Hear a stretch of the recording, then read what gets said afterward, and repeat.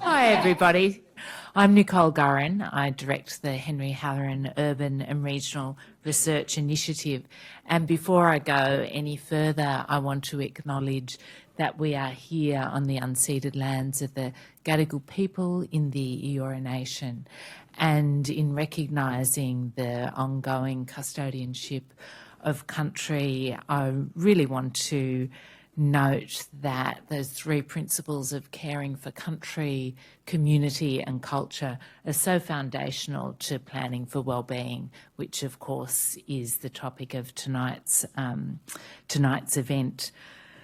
I asked Greta, the chair of tonight's session, who I'm about to introduce in a moment, if I could jump in and say a little bit about the very special event that we're launching tonight, which is really the first time that we've had our rebadged Practitioner-in-Residence program named after Martin Payne. So I did want to say just a little something about that before we get started.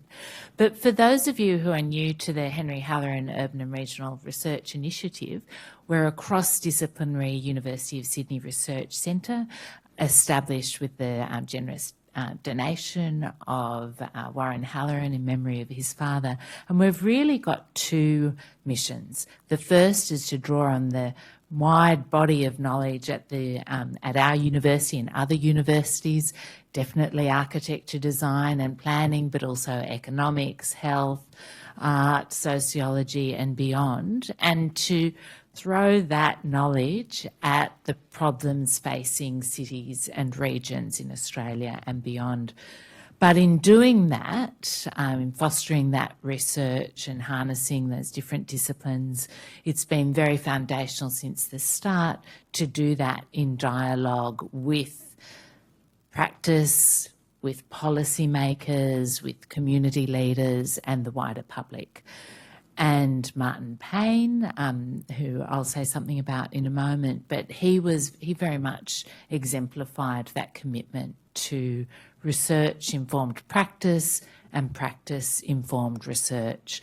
And so one of the very first programs that was established by the Henry Halloran Urban and Regional Research Initiative had a new name since we were established about a decade ago, but one of the first programs was the idea of a practitioner-in-residence. So the initiative has funded a number of research grants, but we also have funded almost from the very beginning practitioners to come and spend time in the university working on a topic of their own selection, but always a topic that's very important to practice. And their presence at the university has also been very enriching for researchers and students. The program's been going for nearly a decade now, and you can read a number of the fantastic publications. I can see some former practitioners in the room, but you can see some great publications online. Now, 2 years ago, the advisory board recommended expanding that program to enable practitioners to be resident for a year. We increased the funding available to it to make sure we're able to support the very best practitioners. Still missing in action. They'll show up at some point. and to name the scheme after Martin Payne. Now, Martin, who many of you will know, was a researcher, an educator and a practitioner who worked more than 40 years at the University of Sydney and very much exemplified that commitment to dialogue between town and gown, research-informed practice and practice-informed research. So Martin's family actually send their best wishes. Those of you who know Martin and know his family will be delighted to know that they're not here because they're in Italy celebrating the wedding of Martin's son, Leonardo. So they will be here at future events, but unfortunately they send their apologies for tonight. Oh, and our very important guests have arrived. We've got some chairs right here at the front. You haven't missed anything. I'm still introducing the evening. And so now it's my great pleasure to introduce the chair of tonight. Now, if Martin had met Greta, he would be absolutely delighted to know that our practitioner-in-residence, our postdoc, also exemplifies that connection between research, practice and action. So Dr. Greta Werner, who's going to chair tonight, is our postdoctoral researcher. Her own research examines social and political processes informing urban development and regional migration. She's long had a focus on policy impact and translation. I don't have time to get into the many translational events she has been leading, but some of you may have already engaged with them. But I want to mention that she's also been a community organiser for many years, leading local campaigns for parks and urban infrastructure being something that was very dear to Martin Payne's own agenda. And between 2021 and 2024, Dr. Werner was an elected councillor on Bayside Council in the Inner South. Over to you, Greta.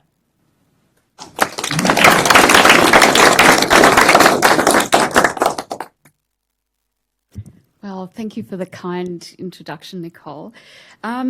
So, first of all, I'd like to acknowledge the Gadi people of the Eora Nation as well, and acknowledge and pay respects to Aboriginal people who might be here today as well.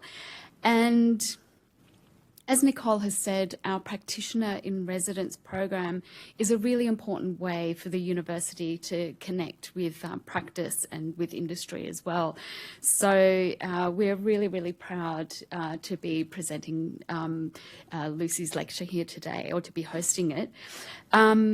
So the Practitioner-in-Residence program, as Nicole said, it goes for a year or more sometimes, and it's even this time there was an ethics process, which is the way that universities make sure that our research follows ethical guidelines. And so so this is a really serious piece of research that Lucy's presenting today. And the results speak for themselves, and I can't recommend the report highly enough. And we actually have flyers. So some of you might have flyers with a QR code that links to the final report. If you don't, there's actually some flyers just on the table there if you'd like to have a look. Okay, so now I would like to introduce Lucy. Lucy is a University of Sydney alumni and experienced planning and social impact professional who has contributed to city-shaping projects in Australia and in the UK, including roles with Lend-Lease, the Green Building Council of Australia, the City of London, Ethos Urban, and she has recently joined local government as well. In 2025, Lucy completed the Martin Payne Practitioner-in-Residence program, and catalysed by the release of Australia's first wellbeing framework. Lucy's research explores wellbeing within the planning system in New South Wales. While the links between the built environment and wellbeing are well established, Lucy's research focuses on implementation challenges and the tools that planners need to move from aspiration to action. Welcome, Lucy.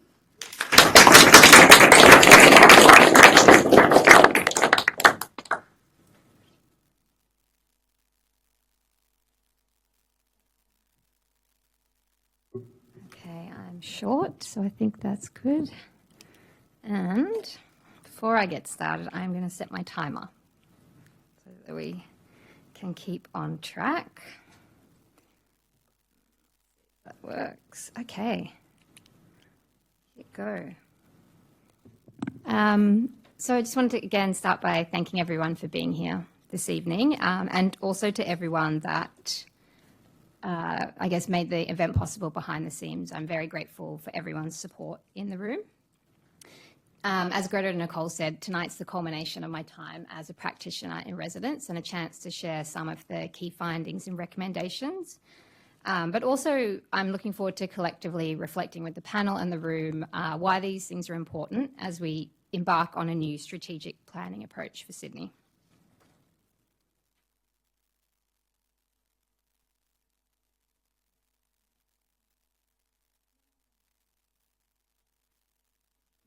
Distance. This one. Yes. Okay. Woohoo.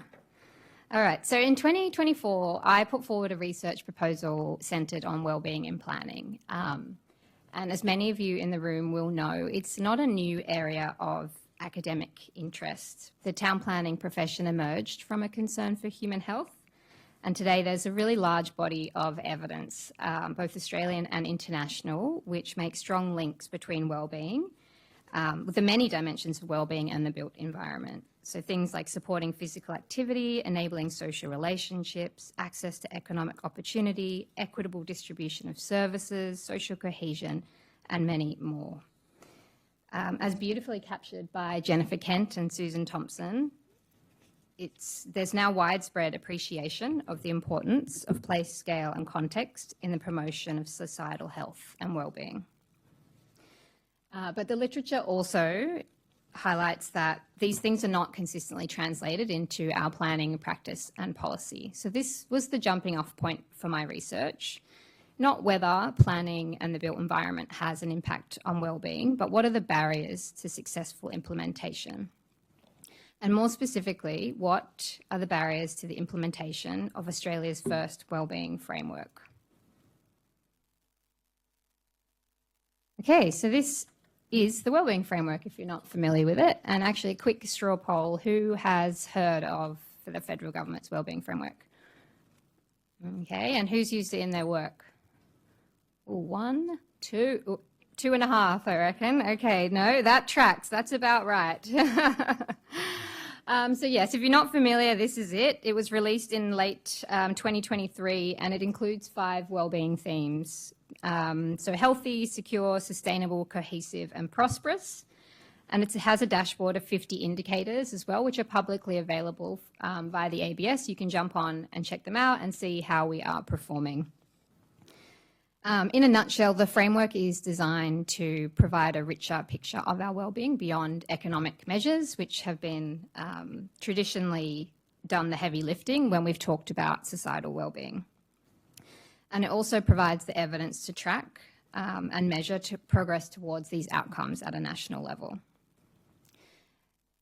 The framework is definitely not perfect, and especially from a spatial point of view, but it's definitely a good start. And it's part of a growing international movement, but unlike the Welsh equivalent, which we'll talk about later, it's not enacted in legislation. And although it's designed to impact all areas of government decision-making, including planning, there has been really very little guidance on its implementation.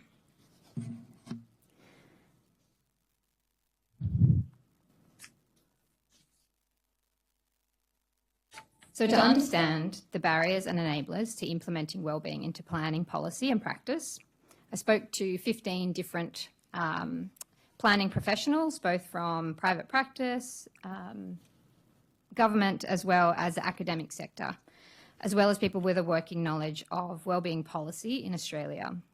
And these are some of the key messages that I heard. So I want to start with the positive things that I heard, the enabling things that I heard.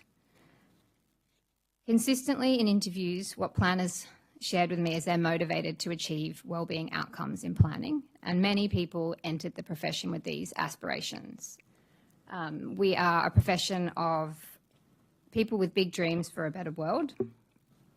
It was also agreed that planning can contribute positively to all areas of the wellbeing outcomes in the framework, but we can't do this alone. And across sector, a nationally coordinated approach was seen as desirable. And we've seen these things echoed in recent calls for a national plan and the National Urban Plan.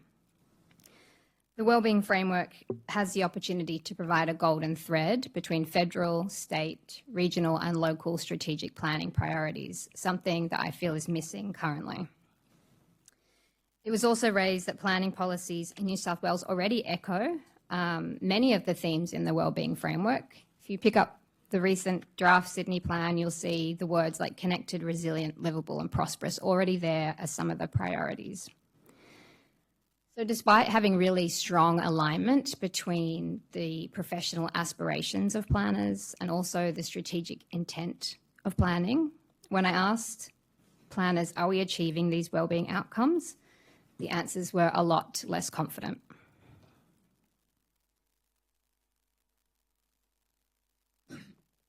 So in practice, planners expressed the purpose of planning in New South Wales felt unclear.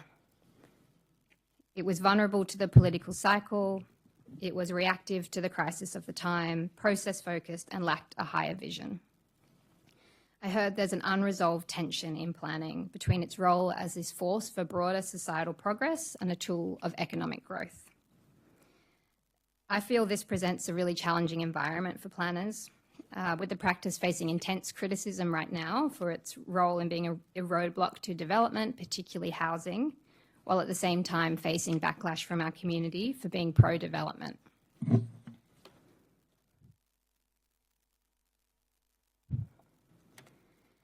It was also reflected that planners don't have the tools to balance social, environmental, economic and outcomes in complex planning decisions. This is a really hard task. If there are any assessing officers in the room, then, you know, I've got your back on that. For example, interviewees expressed to me that social impact assessment was just a bolt-on to the development assessment process, and that no weighting is applied to the different objects of the Act. At the time of my research, the Act had 10 objects. We've now got 11. So pop quiz, who can tell me all 11? I doubt it. Okay. It was also generally unclear what contribution planning is making to these outcomes and what the systems are in place to measure this. So anecdotally, it was reflected that the results are likely mixed and the equity of social outcomes across our cities is uneven.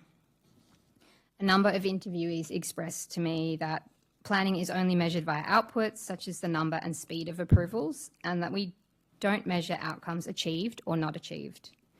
As this quote highlights, planning has never been asked to show benefit.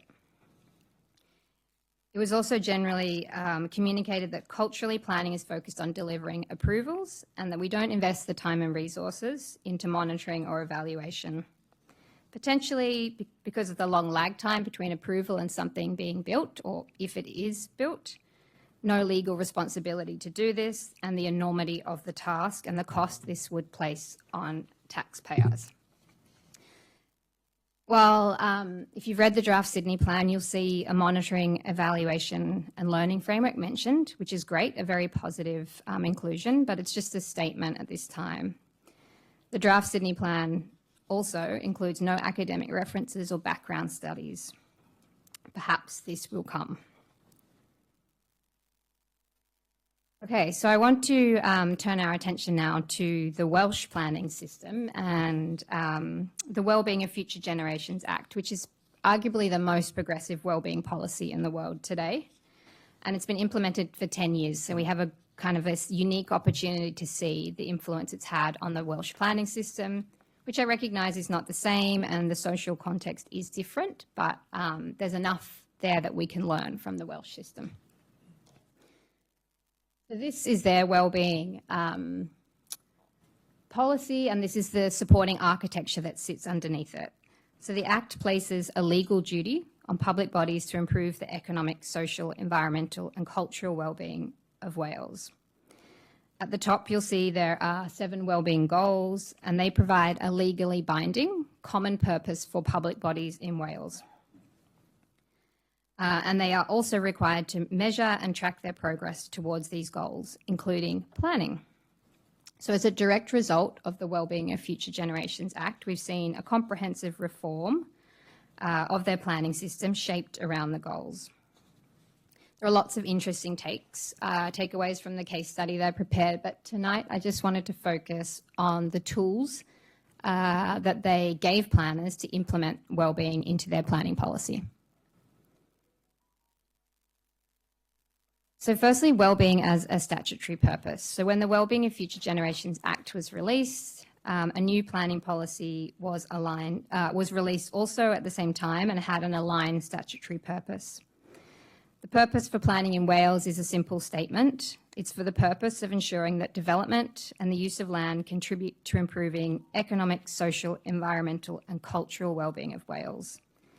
This is a clear guiding beacon for planning institutions, planners and the community as to the purpose of planning.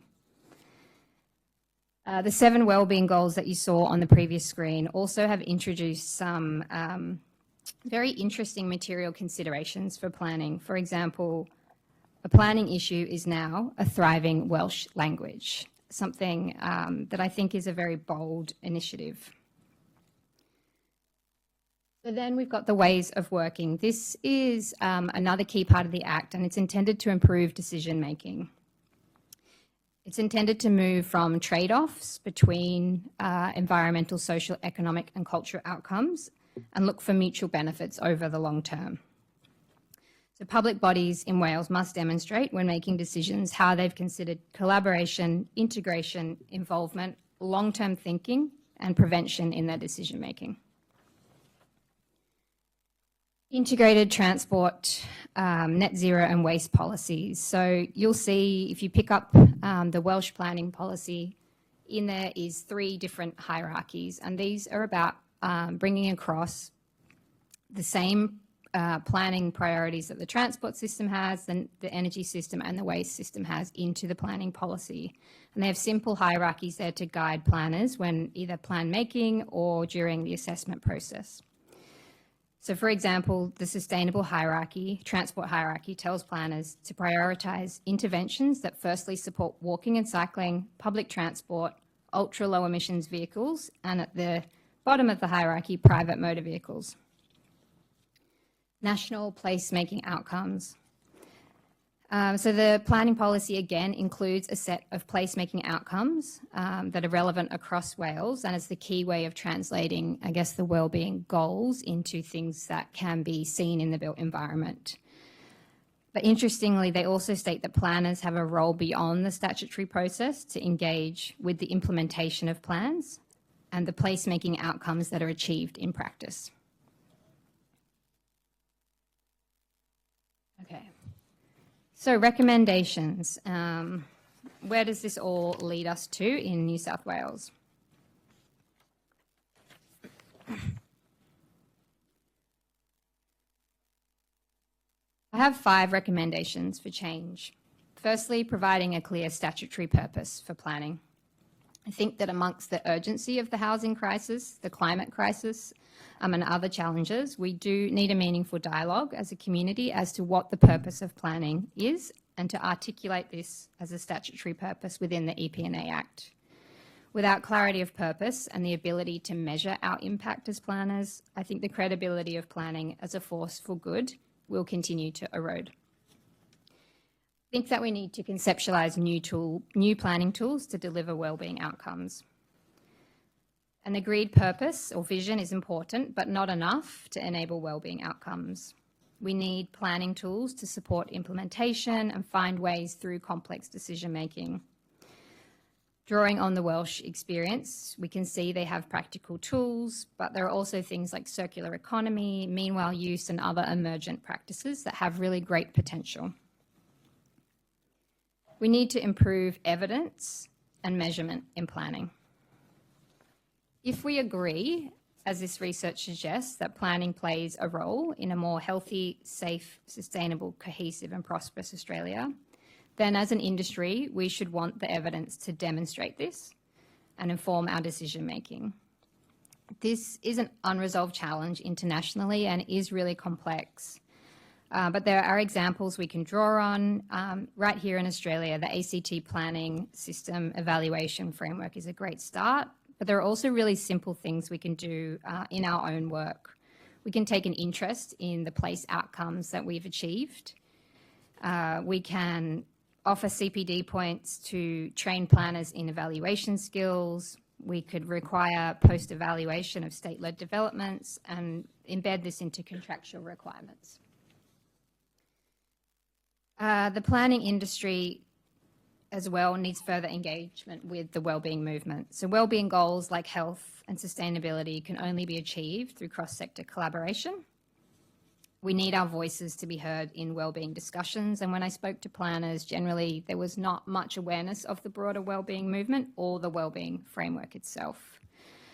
Engagement with the planning industry can also improve the spatial aspects of the Measure What Matters framework.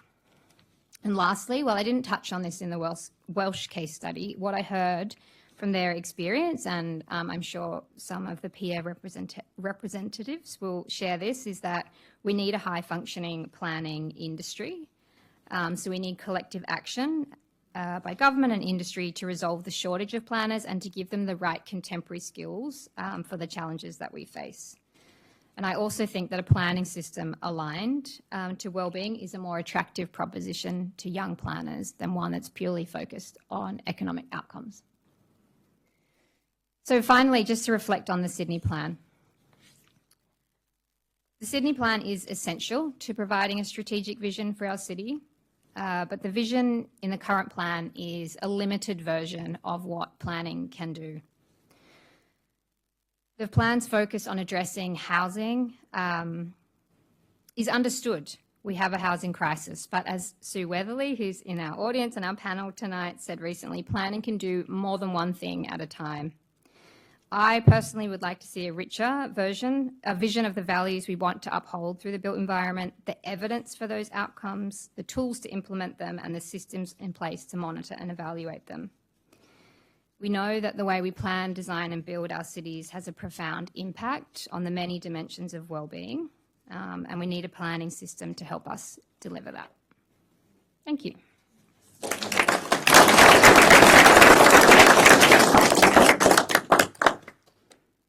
Okay, thank you for that. That was amazing.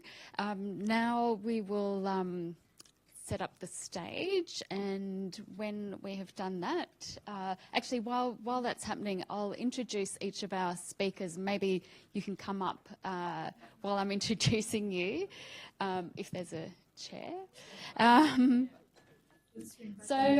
We have Sue Weatherley. Sue is the PIA New South Wales President, a passionate urban planner and senior local government executive with over 30 years of experience. Professor Susan Thompson is Professor of Planning at the School of the Built Environment and inaugural Life Fellow, City Futures Research Centre at the Faculty of Arts, Design and Architecture, University of New South Wales in Sydney. We have Georgina Blix, is the Director of Blix Architecture, a research-led design studio with a focus on design for wellbeing.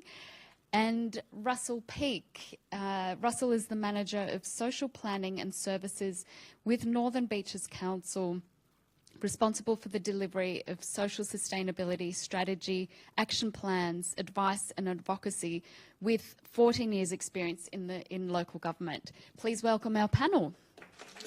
Oh, and Lucy, of course, as well.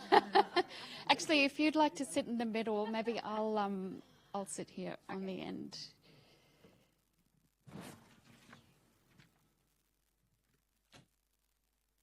Okay, so we're going to have a 3-minute reflection from each of our panellists, and while we're having that, please, if you've got any questions for the panel, please, if you could keep those in mind, and we'll have questions at the end. So each of the panellists will give a reflection now. Maybe we'll start with Sue, and then we'll move down the line. Thank you.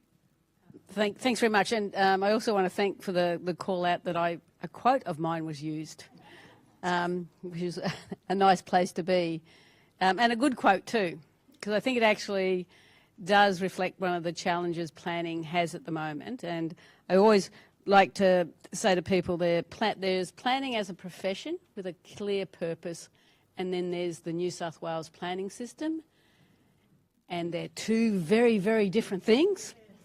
And For some time I had great hope for the New South Wales planning system and the direction it was heading, a long-term strategic plan with a vision and a strategy, and the notion that we could see beyond the next election cycle.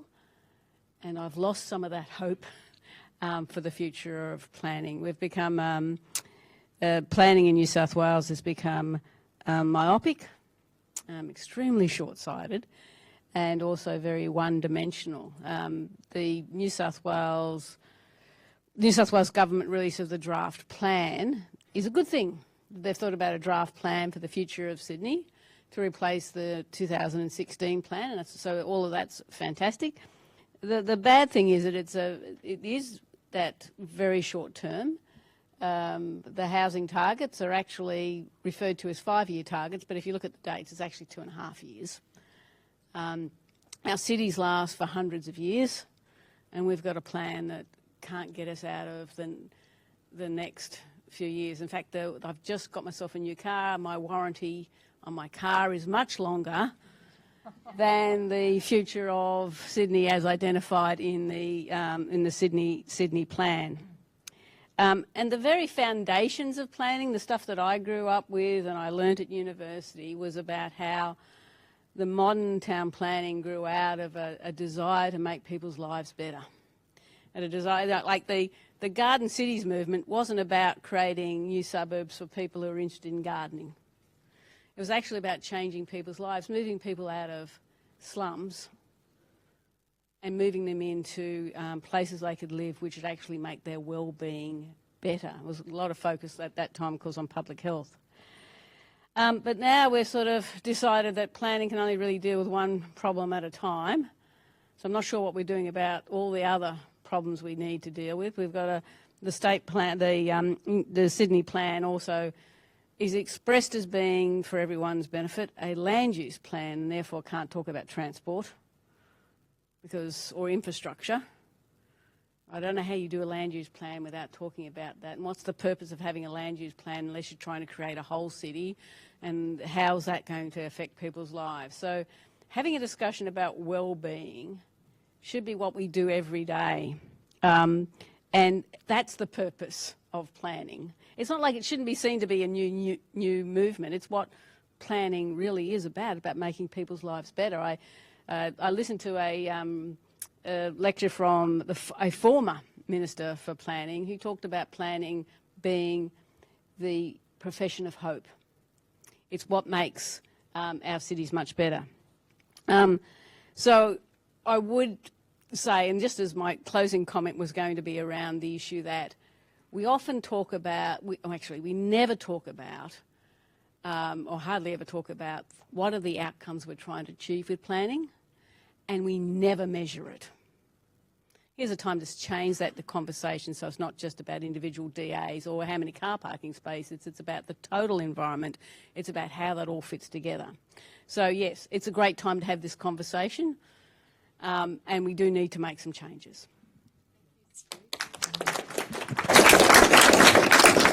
I like the comment about planning being the profession of hope. How wonderful. Okay, Sue, your turn. Well, thank you. And as a planning educator, I'm very encouraged, Sue, that you learnt something from your planning education. Fabulous. Well, I just first would like to say congratulations to Lucy on your timely and really insightful work. There's so many things we could talk about, and Jacqueline, you will have to stop me and I'll stop in mid-sentence. But it's very exciting and inspiring, and again, I'm going to use the word hope, hopeful. It's hopeful.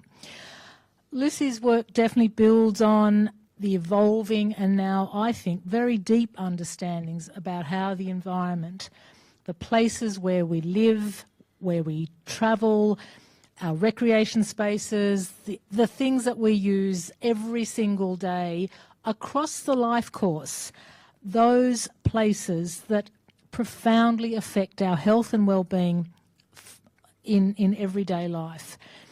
And these understandings have been growing for a long time, and Sue mentioned the origins of the planning profession, which I was going to mention too. They grew out of the desire to improve human health and well-being. And that objective, in one sense, has been lost to planning for a long time. It's been subsumed with perhaps the key objective of environmental sustainability, and I think you make that point in your report, Lucy. And I think hopefully we might be able to talk more about that.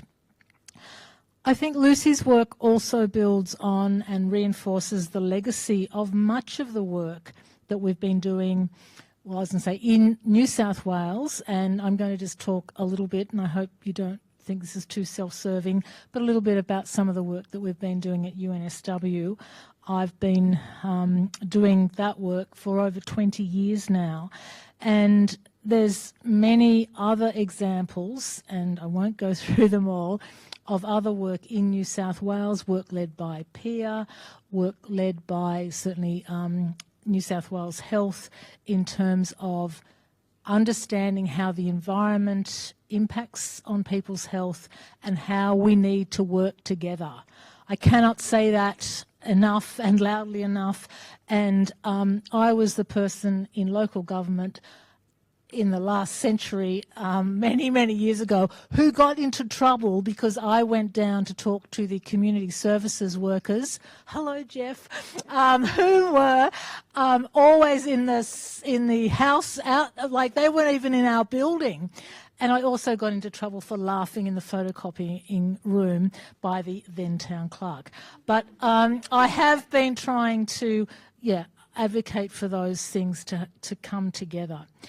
I was going to talk about quite a few more things that we've been doing in terms of building the evidence base, doing a lot of capacity building and education, and arguing and working together across sectors for action. There's been a lot of advocacy work, and for a time we thought we'd got there in terms of legislation. In 2013, the new planning bill actually had an object that planning needs to be about creating health and well-being.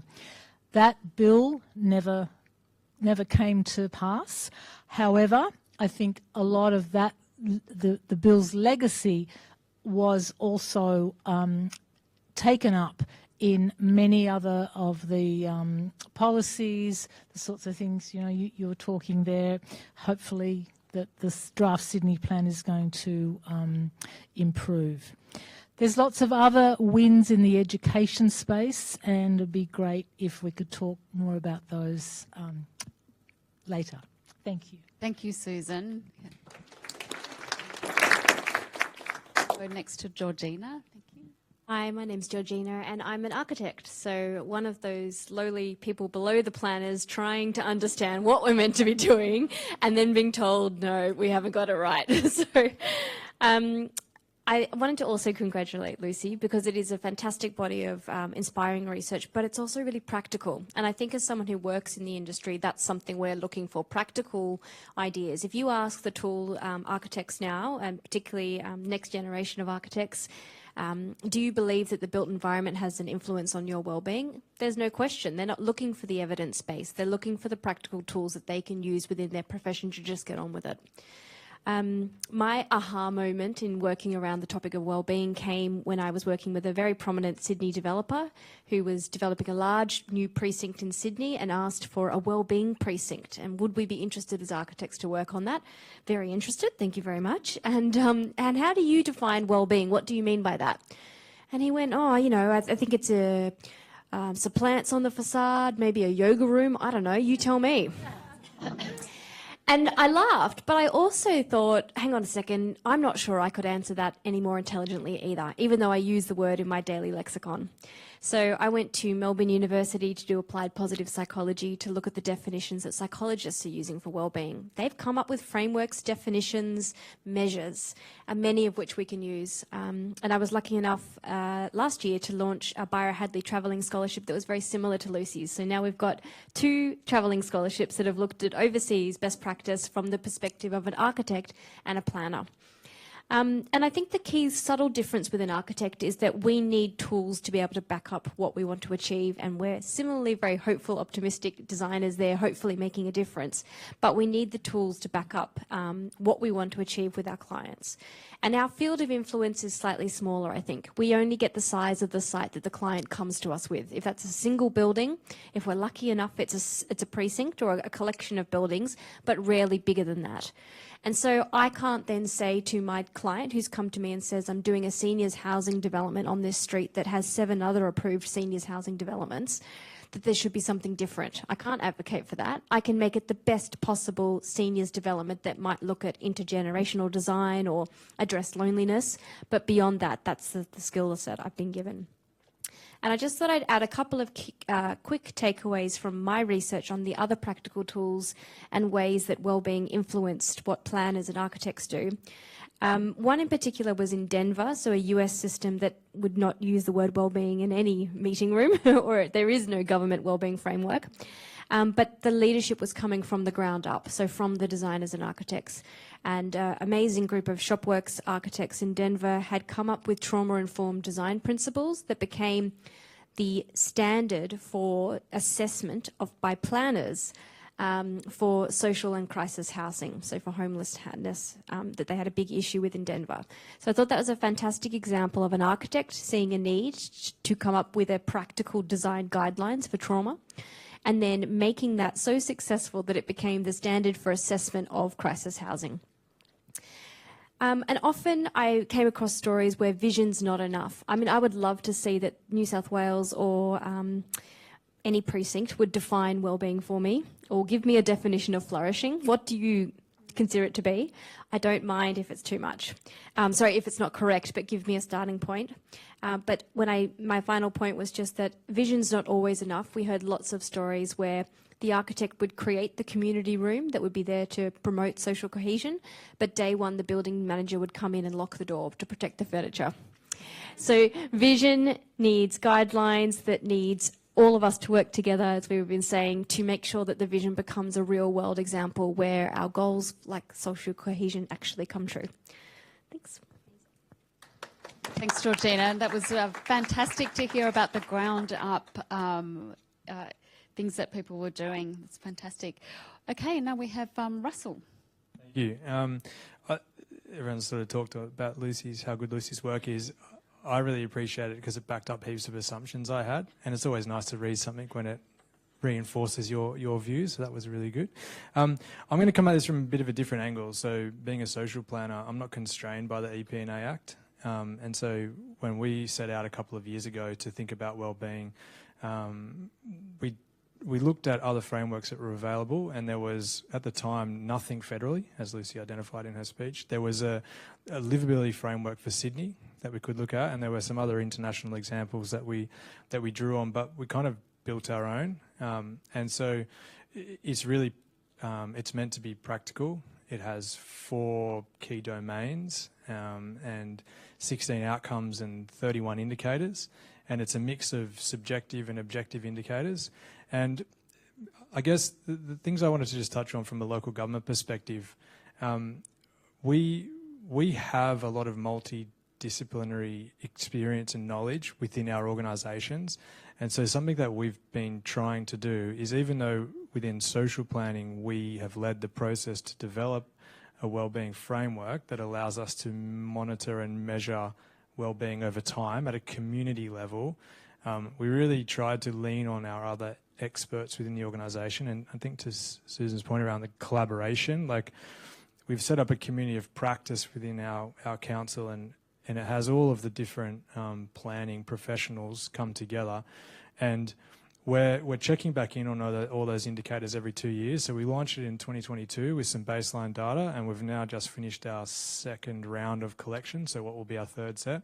And so we have taken that. At the moment, obviously we can't influence planning decisions with that, but what we can do is influence how we measure the impact that we're having at a community level on what our community wants to see. So the community strategic planning, the integrated planning and reporting framework that local government lives within, we have now embedded the indicators from the wellbeing framework within the community strategic plan, which shows how we're going against what our community expects us to do. So I think maybe just to sort of raise that as a different way, I know Lucy's research, when people get a chance to read it, talks about planning needing to be able to have the skills and capability and time to be able to do this. And I think it's really important that we think about the broad spectrum of what planning means and the different people who can come to the table with different skills and, as I said, aren't constrained by different legislation to sort of do that work for the land use planners.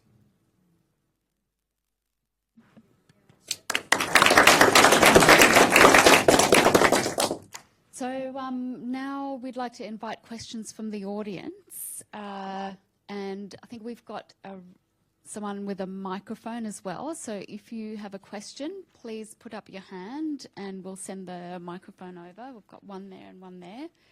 So that's fantastic. One question here.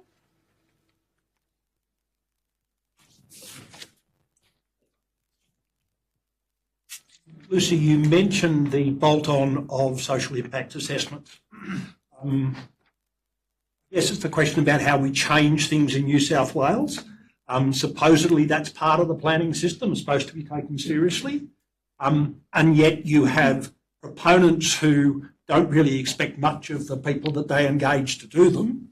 And you've got assessors who don't really take them seriously and don't have the skills to be able to assess.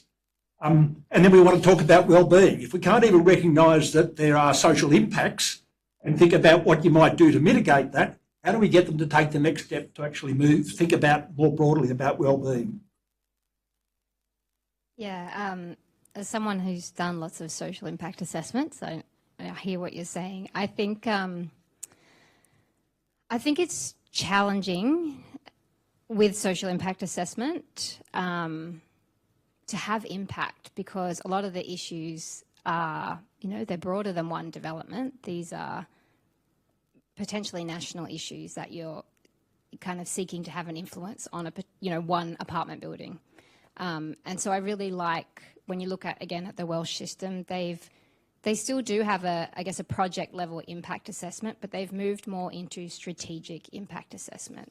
So when they release their wellbeing framework, when they release their national development plan, their regional plans, they assess those from a social impact at a strategic level. So I think that's much more effective. It doesn't replace a development or a project level impact assessment, but I think if we want to really have meaningful impact, then we need to move social impact assessment up to that strategic level.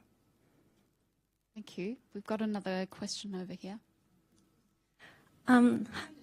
Something to that, to Lucy's comment. That is the only answer to that question, because I think when our only response on planning is when we think about an individual project and somehow we're going to change the world by an individual project, yet we've got a strategic planning system that doesn't talk about what other social and the wellbeing outcomes we want to achieve, we actually are wasting our time, and that's why it's become a bolt-on. Because it has to be at the strategic level, and at the moment that's missing in a lot of places. It's good to see some councils have taken it to their local area. It has to be place-based and at the higher level. And it's great to hear about the importance of councils and councils sort of taking a really proactive approach and the really groundbreaking work that some local councils are doing. It's fantastic. And we have another question here.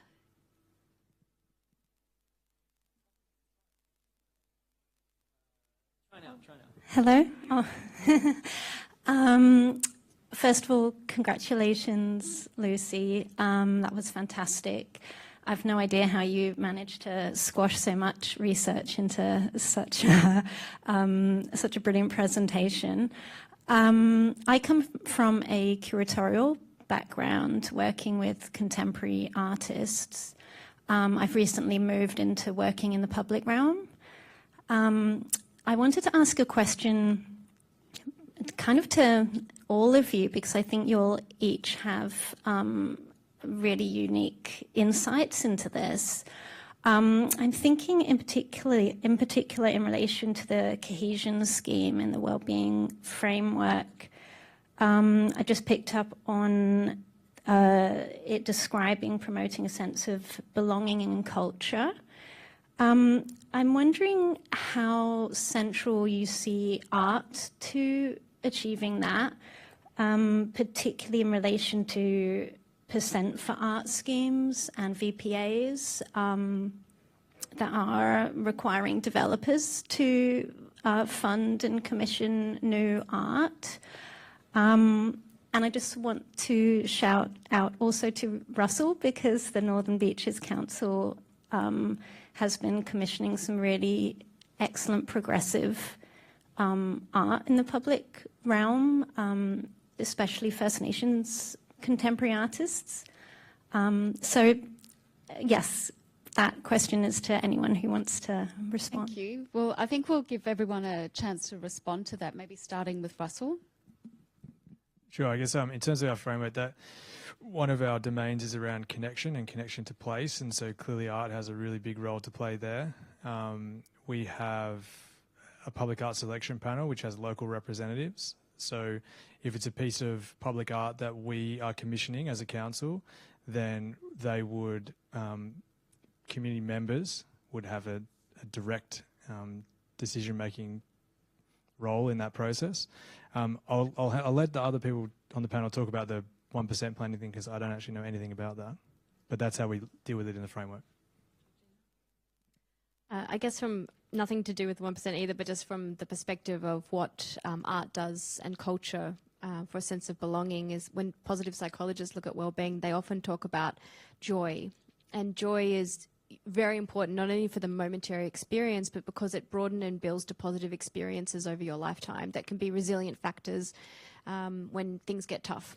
So I think there's been some really interesting research about putting unexpected moments of joy in things like hospitals to override experiences of trauma. So they've done that in kids' hospitals where they have fish aquariums and meerkats. Fantastic project. So I think there's so many examples of where art can do more than just be a beautiful thing. They are experiences that we need within our place, and especially at the neighbourhood level.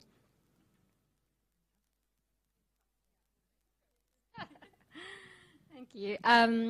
Yeah, I think that's probably one thing that's missing from the wellbeing framework as well. So when you look at the Welsh one, they call out economic, social, environmental and cultural wellbeing. Our framework is not strong on culture, and I think get involved with the wellbeing discussions.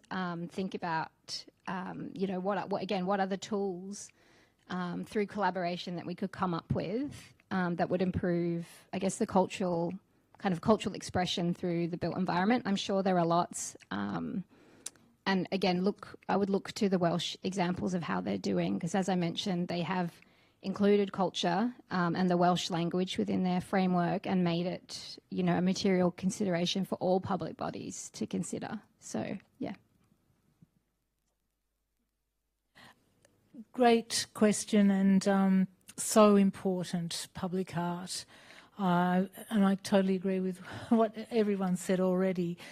The research is very strong on this, and there's some very good research from the World Health Organization about the positive role that art can play in well-being and health recovery. But it's in terms of using public art in public spaces.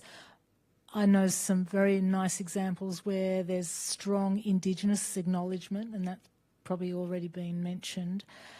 It's also an important way that education and conversations can begin about different things in communities. And again, I think already mentioned, but can be really important for social connections.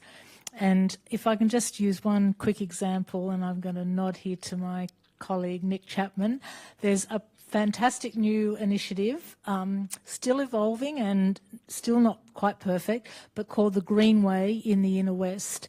And there's some fantastic examples of public art along the Greenway, both in relation to Indigenous acknowledgement and just that social connection. And as a regular user of that space, there's been some fantastic conversations that I've been privy to about, how great is this public art, or I don't like that, or what do you think about that? And so it can be a really powerful connector.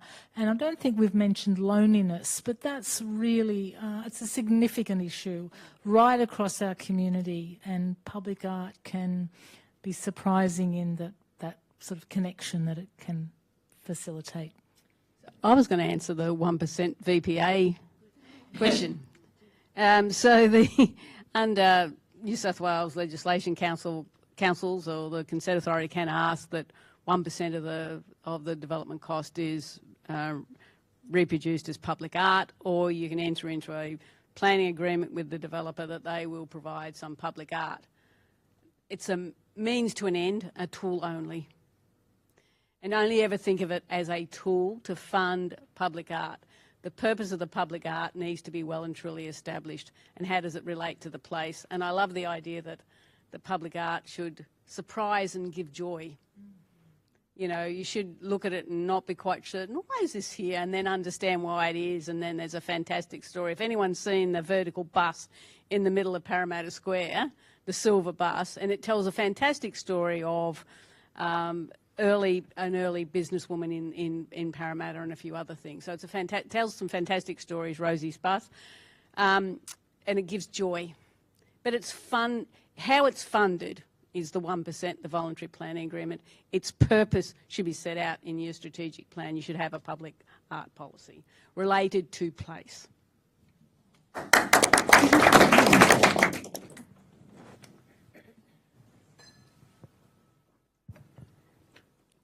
In Barcelona, there was a functioning hospital which ceased functioning in 2014. It has the most beautiful tiling, gardens, space, even the connecting tunnels underneath had tiling. And we were asking some of the people there about it, and they considered it important for both the patients and the family to have a beautiful space that it would help recovery and improve everyone's health.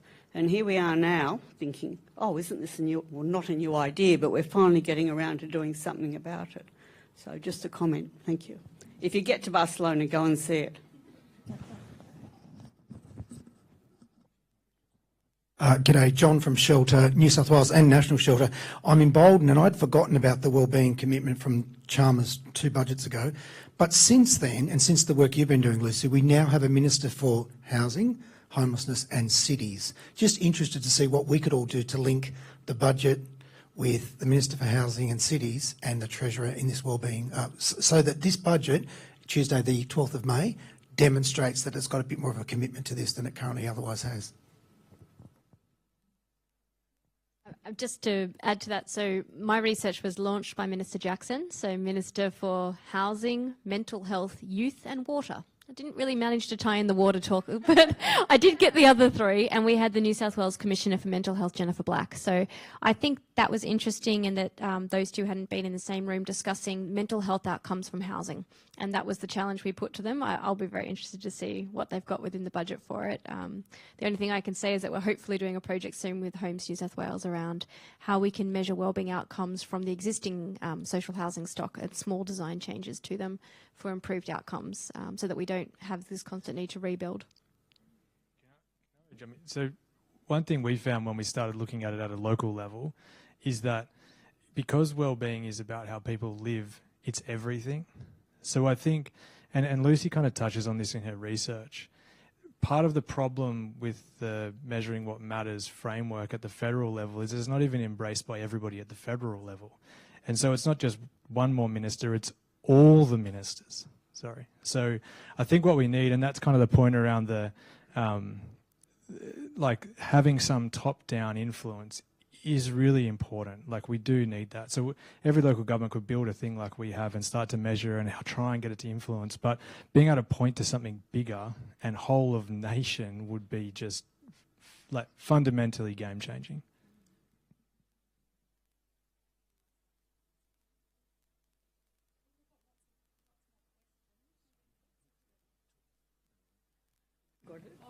I got the talking stick here. Thanks very much. Thanks for the shout out about the Greenway, Susan. Anyone who wants to talk about the Greenway afterwards, I'd be happy to do so. But my question to the panel relates to trade-offs, really. So I work in resilience in local government, so trying to work out how the shocks and stresses of life don't totally undermine well-being, particularly amongst vulnerable members of the community. And there is a conflict emerging at the moment which worries me greatly between the need to provide more housing and the need to maintain our tree canopy, both of which are really, really important for supporting well-being. So how do we trade one off against the other and get the right balance in well-being across the spectrum? Easy one. Yeah. Okay, so when I was doing my interviews with Welsh Government, I was like, oh, I've got to get the answer on this. How do we move through this trade-off issue? What are they doing? Like, there's got to be a simple answer. And there isn't a simple answer, but what was really emphasised to me in the way that they are doing things is to stop thinking of things as trade-offs and look for mutual benefit. And they reflected on why sustainable development hasn't been a great framework as well, in that we have these three pillars, social, economic, environment, and inevitably we think of them separately and we trade them off one for the other. They want to think about well-being not as pillars but as dimensions and look for everything that is mutually beneficial. And that will be really hard, and that's why they have their ways of working. They want decisions to be made in a way that is, you know, as they say, that is collaborative, that integrates each other's goals, that is long-term, and that thinks about prevention up front. So I know that's not an answer, but I think those ways of working give you at least guidance to work through situations that might feel intractable, and just keep in mind that it's, and I think have that discussion with people as well. Can we look for mutual benefit and not think of this as a trade-off?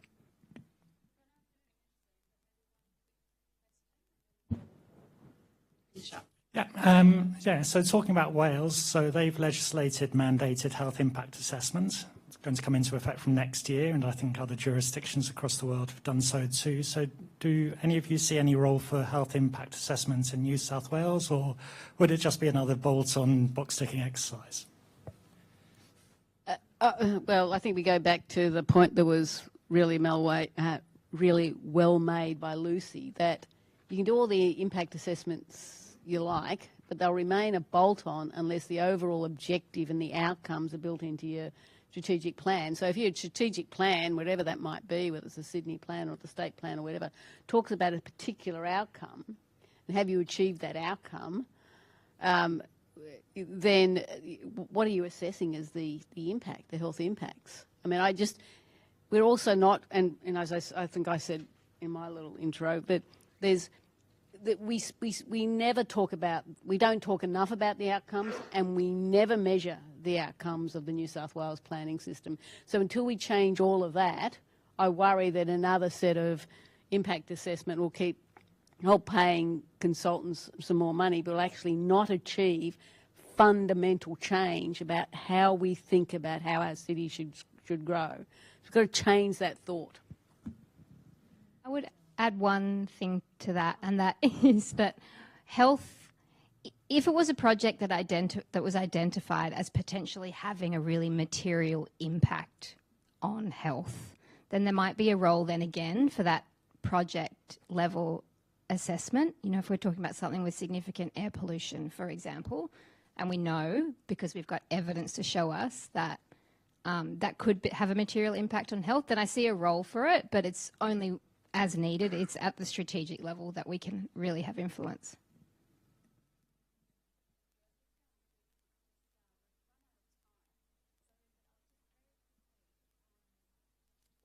Interview for there's one thing that you could recommend for the planning system to improve wellbeing. What would that be? And we'll start with Russell. One thing, one word. One word. Sure, one word. Collaboration. Collaboration. I didn't prepare one word, gosh. I prepared one idea. I'd like the New South Wales Loneliness Inquiry to become a loneliness map that I can use as an architect to understand what I could do as a designer to improve loneliness, knowing that relationships and connections can have the biggest flow-on effect to all of our wellbeing. Double mic. I would say no more frameworks. We have frameworks coming out of our ears. We just commit to one now and we go for it.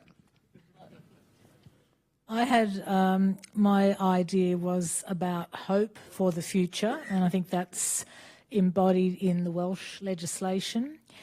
And I think hope in practice, and I'll put this out as a proposition, it's a reminder for us to act locally as we think globally about human and planetary health and how inextricably they are linked to each other. At the end, after you've had a round of applause, that's not fair. No, I was going to say that we actually think about strategic planning, we're not allowed to have a single focus or a single dimensional strategic plan that just talks about land use if it's not connected to anything else. Can we talk about the planning and the future of our cities and our towns and our communities and not just think that there's land use planning, because you can't do land use planning without the rest of it.